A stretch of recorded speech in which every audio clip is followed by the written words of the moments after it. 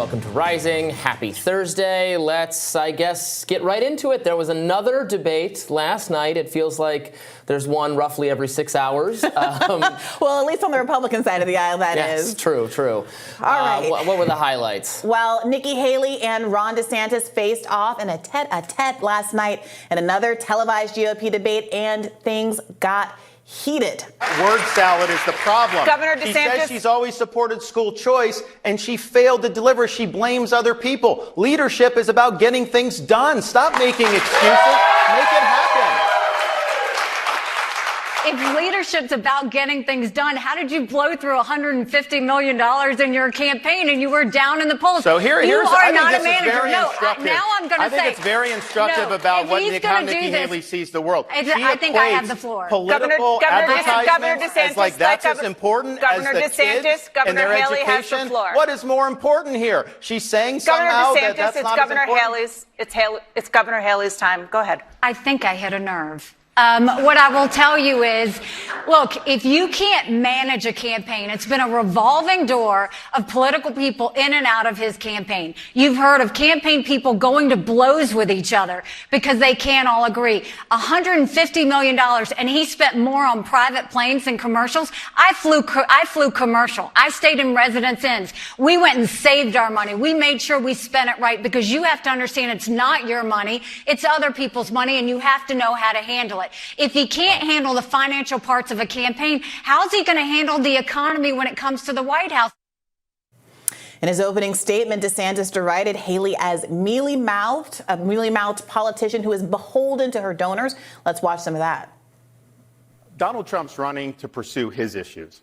Nikki Haley's running to pursue her donors' issues. I'm running to pursue your issues and your family's issues and to turn this country around. I'm the only one running that's delivered on 100% of the promises that I've made. We've delivered huge victories in the state of Florida, things that Republicans have been asking for a generation. I'm also the only one running that has beaten the left time and time again. We beat the teachers union on universal school choice. We beat Soros on crime. We beat Fauci on COVID. We beat the Dems on election integrity. And I beat the left by banning China from buying land in the state of Florida. Now, Nikki Haley is running. We don't need another mealy-mouthed politician who just tells you what she thinks you want to hear just to try to get your vote, then to get in office and to do her donors' bidding. Haley, on the other hand, took the opportunity to hit out at the elephant in the room, former President Donald Trump. I think ballots need to be counted on Election Day, and you should get results on Election Day. But that election, Trump lost it. Biden won that election, and the idea that he's gone and carried this out forever to the point that he's going to continue to say these things to scare the American people are wrong. We've seen a lot of states come together and do more election integrity bills. We need to do more than that. We still have 3 or 4 states that I'm worried about that don't have that. But at the end of the day, I will always defend and fight for the Constitution. That's what we should do as Americans. I think what happened on January 6th was a terrible day, and I think President Trump will have to answer for it. So just a clarification. Now, you may have noticed that some people were missing from the debate stage last night. It was just the two of those people. Former New Jersey Governor Chris Christie had dropped out of the 2024 race just hours before the debate started, not before he was caught on hot mic trashing his opponents. Let's listen. Yeah, I mean, look, she spent $68 million so far, just on TV. Spent $68 million so far, $59 million by DeSantis, and we spent 12. I mean, who's punching above their weight and who's getting a return on their investment, And she's going to get smoked. And you and I both know it. She's not up to this. She hasn't even been. And she's still 20 points behind Trump in New Hampshire, right? Yeah. And he's still going to carry Iowa, right? Yes. Always. I talked to DeSantis called me, petrified that I would. He's probably getting out after Iowa. Well, All in all, national polling from Tip Insights released just this morning finds that Donald Trump is still the far and away favorite to win the GOP primary, leading his closest challenger in that poll, DeSantis, by a whopping 55 percentage points. Chris Christie's statements there are kind of interesting to me. He seems to think that, somehow he maybe has better chances, even though he didn't qualify for the debate stage and obviously just dropped out. Or that somehow Nikki Haley is uniquely disadvantaged because of New Hampshire polls. Nikki Haley is currently at 32% in New Hampshire to Trump's 39%. She's whittled Trump's lead down to single digits. It seems like an odd point on which to attack her in that sour grapes kind of a fashion. True, and also what my understanding was, what we've heard from insidery type people is that Christie wanted to get out before New Hampshire in particular because, let's say, based on what the polls are now, let's say Nikki Haley loses to Trump in New Hampshire by 5 points and Christie gets 5% of the vote. He says his goal is to stop Trump, and he doesn't want to be kind of splitting the anti-Trump vote. It was, he didn't get traction, and it was time to consolidate. Sounded like there were some sour grapes there, but I don't know what else to make of it. All right, what about the main show? We played a number of clips. There was the clip where Ron DeSantis criticized Nikki Haley for her donor base. We didn't play this part of the clip, but she responded to him saying, "You're just mad that those donors used to be with you, but that they've jumped ship because you're a failing quantity here in this race." What do you make of that exchange? Do you think any of these jabs were particularly good or successful for Nikki Haley? My understanding is that while in the room it felt like Ron DeSantis was doing better, he is doing better in the state than Nikki Haley, that generally speaking in the country as a whole, Nikki Haley was Googled after the debate at a rate higher than Donald Trump and Ron DeSantis combined.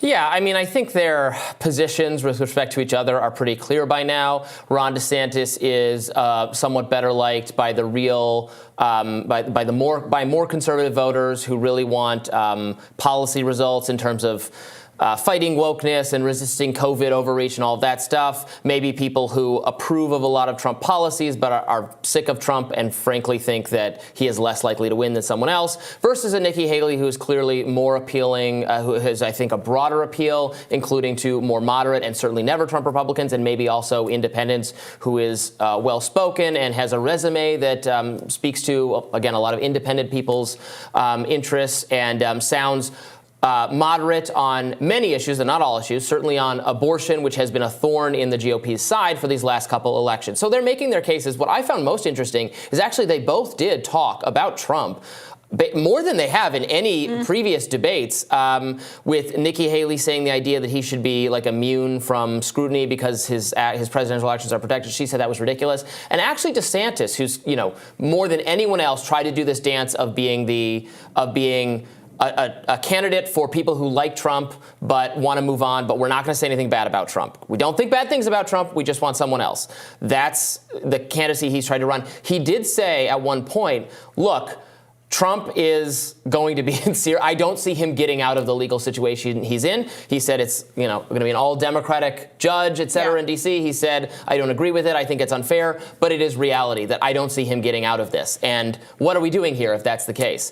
And I can't help but wonder why that argument was not made over and over again from the beginning, because it has seemed to me to be one of the, maybe not a successful strategy, but you have to take some strategy. Well, it almost doesn't matter. Well, it doesn't matter now. It's too late. Well, no, it doesn't matter because it doesn't matter until it manifests. He can say all day and night, he's not actually critiquing Trump. He's saying, I just don't think Trump's going to make it. So who would vote for him? Who would register their preference for him in a poll as long as Trump is, in fact, still in the race? It only matters if, in fact, he is right. And so that's the fundamental gamble. But by then it'll be too late to pick someone else. That's the case. This is the fundamental gamble.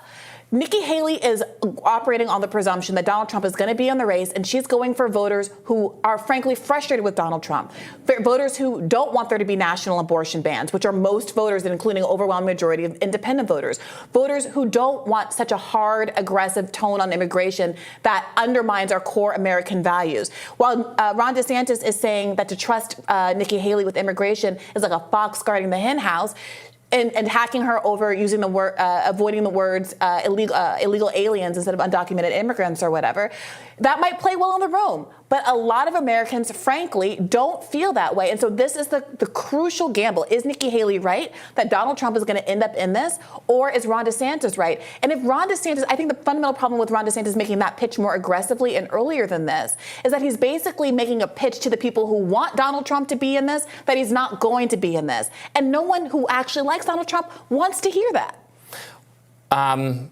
But it's true. I mean, it's his job to sell it. That Trump is going to face very serious legal consequences. And Republicans are not endorsing that. But the fact remains that if we care about the weaponization of the federal government and all these policies that we think are like an existential threat to the conservative way of life and ideology, we need to win, and the ability to do that is going to be seriously compromised for Donald Trump specifically. And he has shied away from saying that. You're asking him to tell the voter base who loves Donald Trump, which is the voter base that he's going for, that their favorite guy is not going to make it. That's the kind of negative news nobody wants to hear. And I understand why he really cannot make that pitch that forcefully without coming off like he's rooting for Donald Trump to fail. Because of course he is. His own presidential ambitions hinge on Trump getting locked up. Yeah. Well, we'll see how it shakes out. I will say that when it was down to just two people, man and woman just kind of tearing each other apart on stage, there's something oddly familiar about watching that performance. Are you having 2016 flashback? No, I'm having you and me. Oh. Like, wow, is that what it looks like? Well, Haley looked great. I'll give her that. All right, we've both got radars today. What a treat for our viewers